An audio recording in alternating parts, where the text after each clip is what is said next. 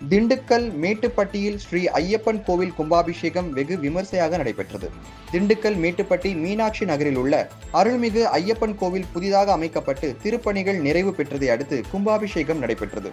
கும்பாபிஷேக விழாவை முன்னிட்டு புனித தீர்த்தங்கள் அடங்கிய கலசங்களின் கடம் புறப்பாடு நடைபெற்றது.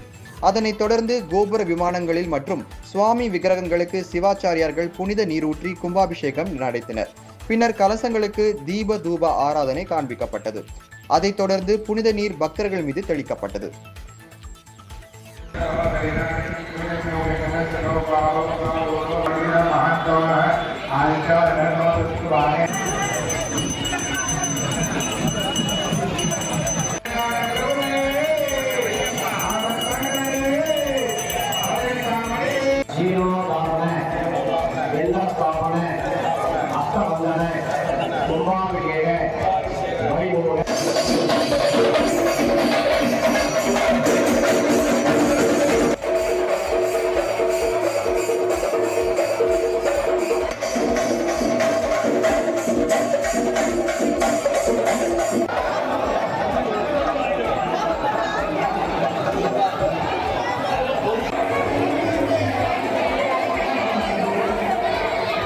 இதேபோல் கோவை மாவட்டம் ஆனைமலை மாசாணியம்மன் கோவில் கும்பாபிஷேக விழாவில் லட்சக்கணக்கான பக்தர்கள் கலந்து கொண்டு சுவாமி தரிசனம் செய்தனர்.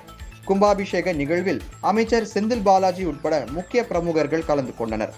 ட்ரோன் மூலம் புனித நீர் தெளிக்கப்பட்டது. 1100 போலீசார், 500 ஊர்காவல் படையினர் பாதுகாப்பு பணியில் ஈடுபட்டனர். ஏராளமான மக்கள் இந்த கும்பாபிஷேக நிகழ்ச்சியில் கலந்து கொண்டு மாசாணியம்மனை தரிசித்தனர்.